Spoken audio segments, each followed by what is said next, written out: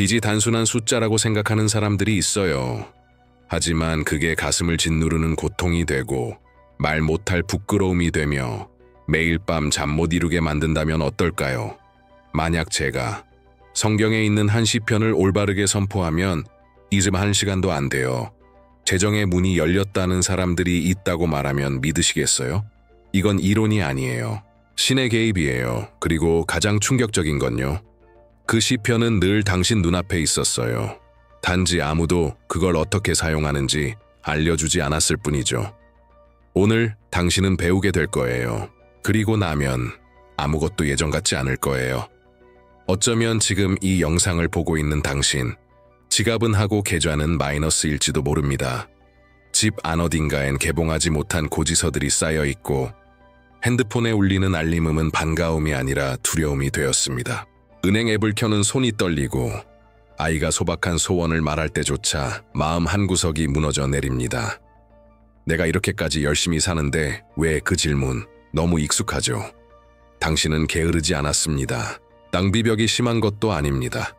진심으로 가정의 평화를 원했고 빚을 갚기 위해 수없이 밤을 새우며 일했을 것입니다.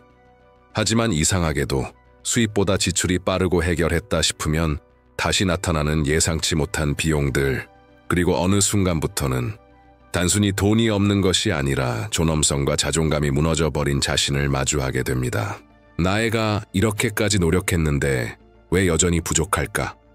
여기서 우리는 질문을 바꿔야 합니다. 문제가 정말 숫자에만 있는 걸까요?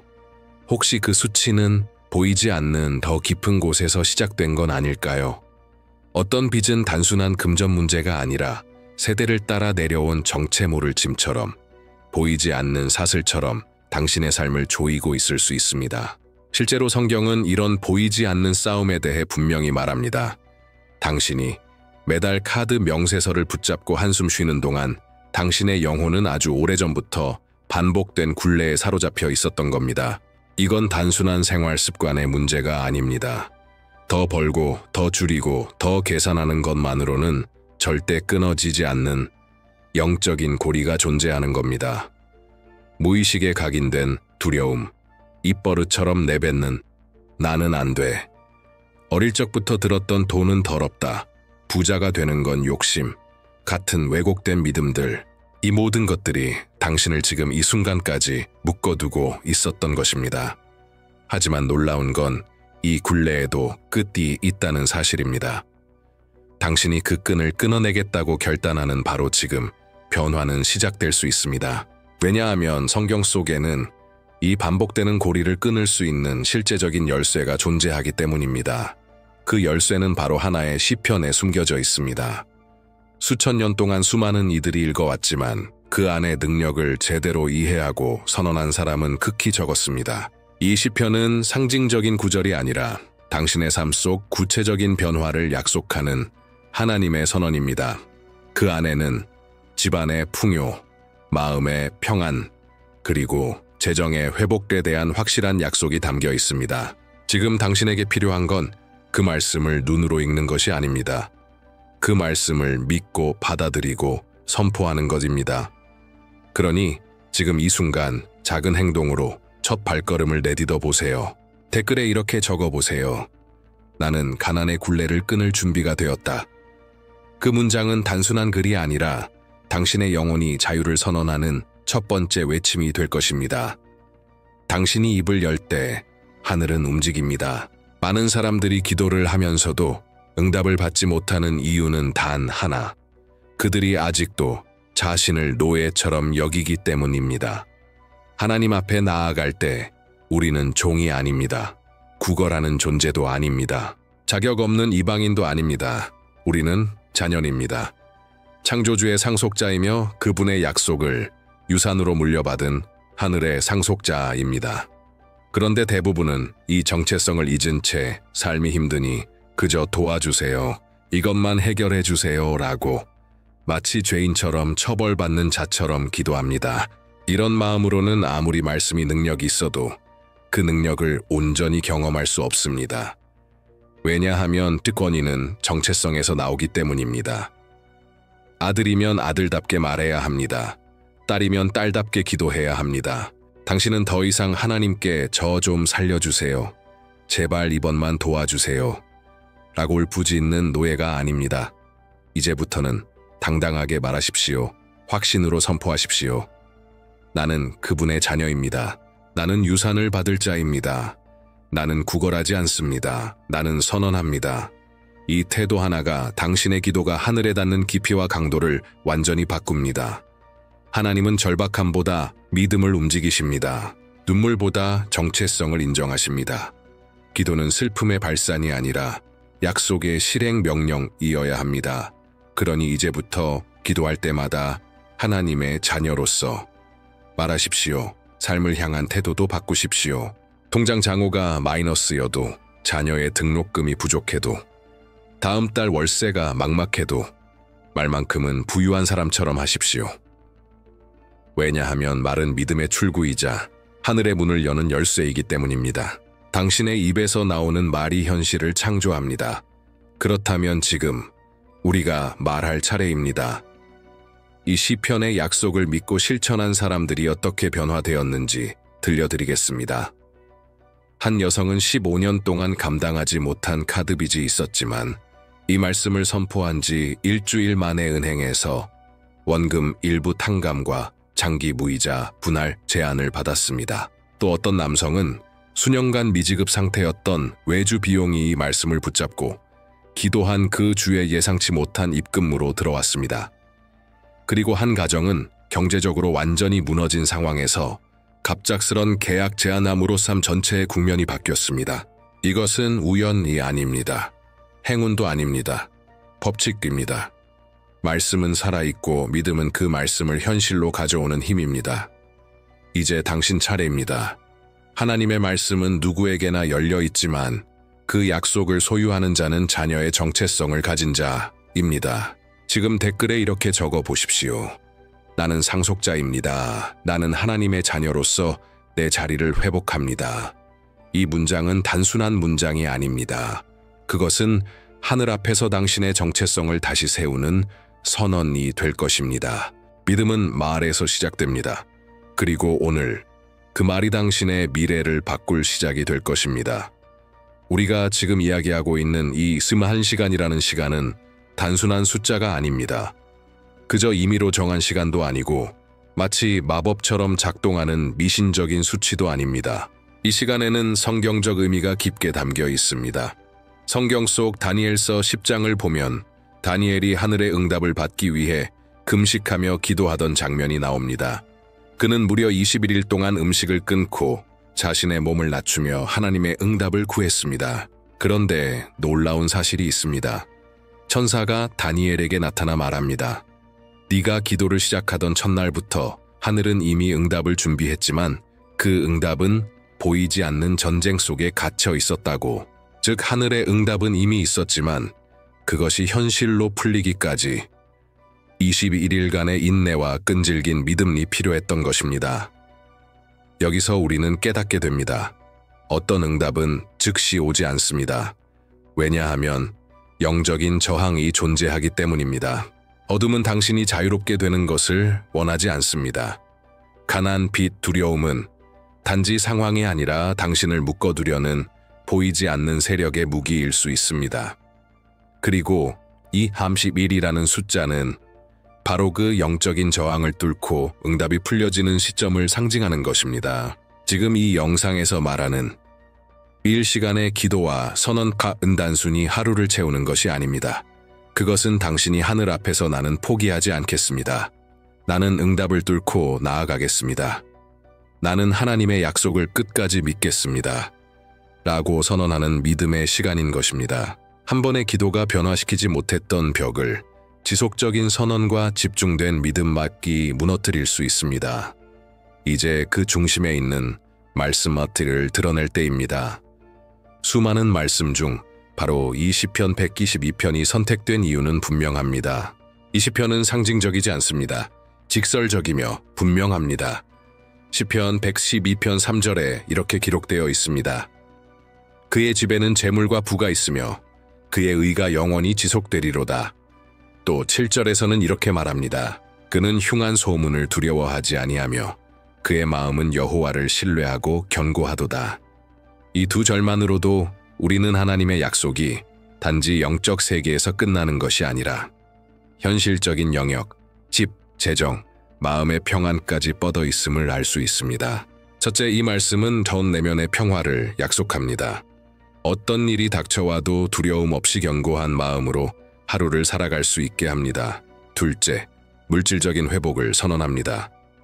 당신의 집안에 재물과 부가 머물 것이며 그것이 일시적이지 않고 지속될 것이라고 말합니다. 셋째, 자존감의 회복, 인간으로서의 품위를 회복시킵니다. 더 이상 고개 숙이지 않아도 됩니다. 더 이상 나는 부족하다는 감정에 짓눌릴 필요가 없습니다. 이 말씀은 단지 예쁜 시가 아닙니다. 삶을 재편성하는 하나님의 설계도입니다. 하지만 이 말씀을 읽는 것만으로는 충분하지 않습니다. 정확하게 적용하는 방법이 필요합니다. 지금부터 그 3단계를 알려드리겠습니다. 첫 번째, 이 시편을 하루 2번 선포하십시오. 아침에 눈을 뜨자마자 그리고 밤에 잠들기 전 띠입으로 말하십시오. 소리 내어 선포하십시오. 그냥 읽지 마십시오. 믿음으로 외치십시오. 하나님의 말씀은 음성으로 나올 때 공중의 권세를 뒤흔드는 능력이 됩니다. 두 번째, 시편 112편 3절을 손으로 직접 써서 지갑이나 성경책 혹은 베개 밑에 두십시오. 그의 집에는 재물과 부가 있으며 그의 의가 영원히 지속되리로다. 이 말씀을 손으로 적는 행위는 당신의 믿음을 물리적인 행동으로 옮기는 강력한 상징이 됩니다. 이것은 단순한 종이가 아니라 당신의 믿음을 눈으로 볼 수 있게 만드는 언약의 증표가 됩니다. 그리고 세 번째, 각 선언 이후 자신의 입으로 자유롭게 기도하십시오. 정해진 형식이나 틀은 없습니다. 하나님 앞에 당신의 상황을 진실하게 말씀드리십시오. 숫자도 말하세요. 얼마의 빚인지, 어떤 문제가 있는지 구체적으로 고백하세요. 하지만 그 끝은 간절한 호소가 아니라 담대한 선포여야 합니다. 주님, 나는 이 말씀을 믿습니다. 내 집에 재물과 부가 있습니다. 내 마음은 요동하지 않습니다. 나는 더 이상 가난의 노예가 아닙니다. 나는 하늘의 상속자입니다. 이 세 가지 단계를 21시간 동안 충실히 실천하는 것, 그것이 바로 이 말씀을 활성화하는 코드입니다. 잊지 마십시오. 말씀에는 능력이 있지만 믿음이 없으면 그 능력은 잠들어 있습니다. 당신이 이 말씀을 깨워야 합니다. 당신의 입술과 행동이 그 열쇠입니다. 지금부터 21시간도의 여정을 함께 시작합시다. 당신의 인생이 다시 써지기 시작할 것입니다. 이제 당신의 입으로 믿음을 행동으로 옮길 시간입니다. 그 말씀을 들었고 원리를 알게 되었고 방법도 배웠다면 이제 남은 것은 하나입니다. 결단입니다. 지금 이 순간 댓글에 이렇게 적어보세요. 나는 나의 해방에 헌신합니다. 이 말은 단순한 문장이 아닙니다. 당신이 말씀 위에 서겠다는 영적인 서약이며 당신의 믿음이 머무는 것이 아닌 움직이기 시작했다는 증거입니다. 이제 깊이 있는 이야기를 나누어야 할 시간입니다. 많은 사람들이 가난을 신앙처럼 여기고 살아갑니다. 고생해야 거룩하다. 돈을 탐하지 말라. 부자는 천국에 들어가기 어렵다. 이런 말들이 얼마나 많이 들려왔습니까? 물론 성경은 탐욕을 경계합니다. 물질을 하나님보다 높이는 태도를 분명히 경고합니다. 하지만 가난 그 자체를 미화한 적은 단 한 번도 없습니다. 예수님은 굶주린 자를 먹이셨고 혼자 외로운 사람 곁에 있어 주셨고 돈이 없어서 세금을 못 내는 제자를 위해 물고기 입에서 동전을 꺼내어 주셨습니다. 당신이 아픈 걸 기뻐하신 적 없듯이 당신이 부족한 것도 하나님이 원하시는 바는 아닙니다. 당신은 피조물이 아닙니다. 하늘의 형상으로 창조된 아람 자녀살입니다. 그리고 좋은 아버지는 자녀가 굶주리도록 그냥 두지 않습니다. 좋은 아버지는 자녀가 수치심에 눈물 흘리는 걸 바라보지 않습니다. 그러니 이제 그 거짓 믿음을 끊어내십시오. 나는 부족해야만 겸손하다. 나는 고난을 겪어야 하나님이 나를 사랑하신다. 그런 말은 하나님이 하신 말씀이 아닙니다. 그것은 세상이 가르친 왜곡된 신앙수입니다. 하나님은 당신을 복 주시기를 원하십니다. 그리고 그 복은 물질적인 부분도 포함됩니다. 당신이 감당해야 할 사명, 돌봐야 할 가정, 그리고 흘려보내야 할 축복들을 위해 넉넉함이 필요하기 때문입니다. 성경은 분명히 말합니다. 주는 것이 받는 것보다 복이 있다. 그런데 줄 것이 없는데 어떻게 줄 수 있습니까? 당신이 먼저 채워져야 다른 사람을 돕고 하나님의 통로로 쓰임받을 수 있는 것입니다. 그러니 오늘 그 거짓 믿음을 끊어내고 하나님이 설계하신 참된 풍요를 받아들일 준비를 하십시오. 그리고 지금 상상해 보십시오. 말씀을 따라 21시간을 진심으로 실천한 후 당신의 삶에 어떤 일이 일어날 수 있을지. 내일 아침 눈을 떴을 때 계좌를 열고 잔고를 확인하며 한숨이 아닌 미소가 먼저 나오는 순간, 아이를 바라볼 때 이번 달은 어떻게 하지? 라는 걱정이 아니라 오늘은 뭘 해줄까? 라는 여유반가 찾아오는 순간, 마트에서 물건을 고를 때 가격표를 먼저 보는 것이 아니라 필요한 걸 담고 감사로 계산대를 향하는 자유. 그리고 집에 돌아와 평안히 식사를 마치고 아무 걱정 없이 조용히 기도하는 밤. 그 밤에 당신은 이렇게 말할 것입니다. 주님, 감사합니다. 드디어 제 삶에 평화가 왔습니다. 이것은 상상이 아닙니다. 믿음의 눈으로 먼저 보는 미래의 실제입니다. 당신의 믿음이 그 그림을 현실로 불러옵니다. 그리고 그 믿음은 지금 당신이 결단하는 이 순간부터 자라나기 시작할 것입니다.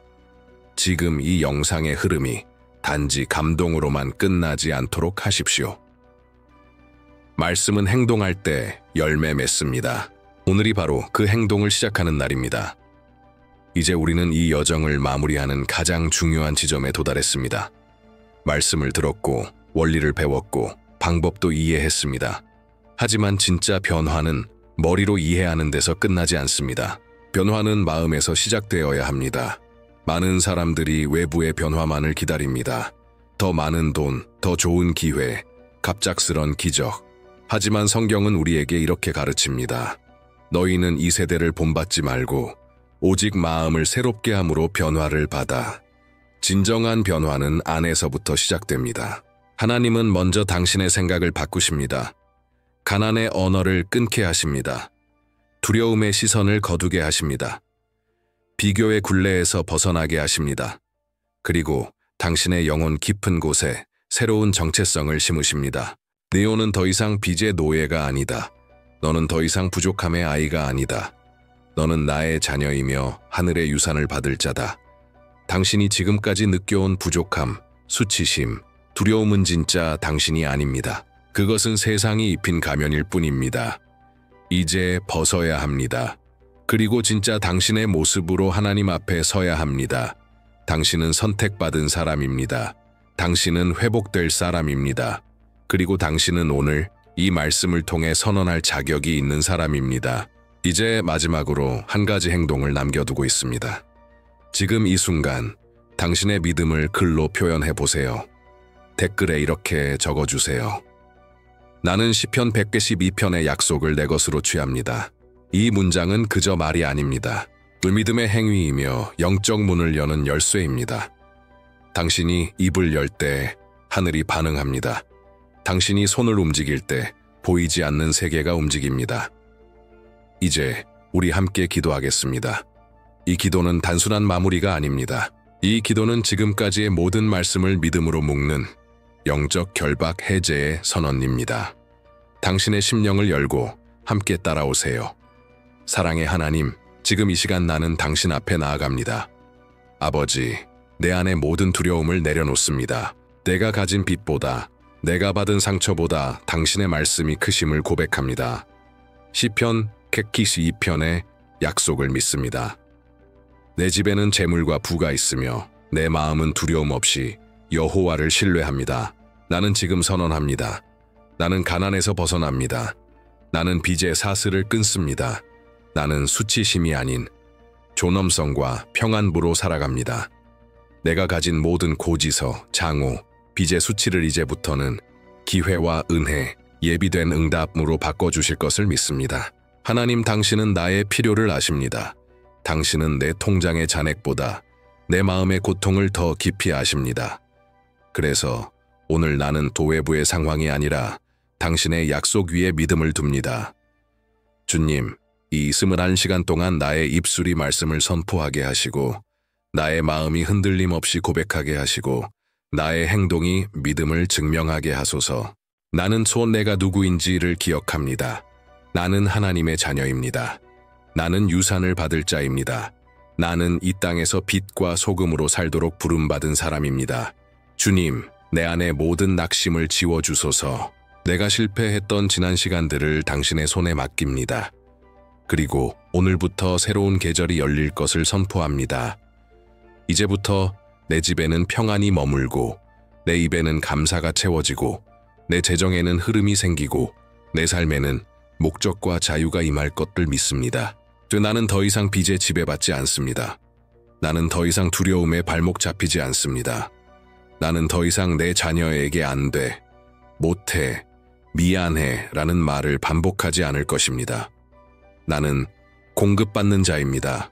나는 흘려보내는 자입니다. 나는 축복의 통로입니다. 이 모든 것을 예수 그리스도의 이름으로 선포하고 믿고 받습니다. 아멘. 지금 당신이 드린 이 기도는 당신의 인생에서 어떤 문을 여는 열쇠 고가 되었습니다. 믿음을 가지십시오. 이미 하늘은 움직이기 시작했습니다. 당신의 변화는 지금부터 아주 작고 조용하게 시작될 수 있습니다. 그리고 그 변화는 점점 커질 것입니다. 사람들은 당신을 보고 말할 것입니다. 저 사람에게 무슨 일이 있었던 거지? 당신은 미소 지으며 대답할 수 있습니다. 하나님의 약속이 나에게 임한 거야. 잊지 마십시오. 결단은 끝났고 응답은 시작되었습니다. 하나님은 신실하시며 당신은 그분의 자녀입니다. 이제 당신의 삶은 다시 써질 것입니다. 시편 112편, 그 약속처럼 지금까지 함께한 이 여정이 당신 안에 새로운 불씨를 일으켰다면 이건 시작일 뿐입니다. 하나님의 약속은 무한하지만 그 약속을 하나님이 어떻게 관리하느냐, 어떻게 지속하느냐에 따라 열매는 완전히 달라집니다. 지금 당신이 느끼고 있는 이 감동, 이 믿음, 이 마음의 떨림이 단지 일시적인 감정으로 끝나지 않길 바랍니다. 왜냐하면 하나님은 계속해서 당신을 다음 단계로 부르기 때문입니다. 말씀은 씨앗입니다. 그리고 그 씨앗이 열매를 맺기 위해서는 지속적인 물 주기와 빛이 필요합니다. 당신이 오늘 시편 112편을 통해 믿음의 씨앗들 심었다면 이제는 그 믿음을 구체적인 지식과 통찰로 성장시켜야 합니다. 그래서 지금 당신에게 꼭 필요한 다음 영상이 준비되어 있습니다. 이 영상은 단지 또 하나의 기도 영상이 아닙니다. 하나의 기도 영상이 아닙니다.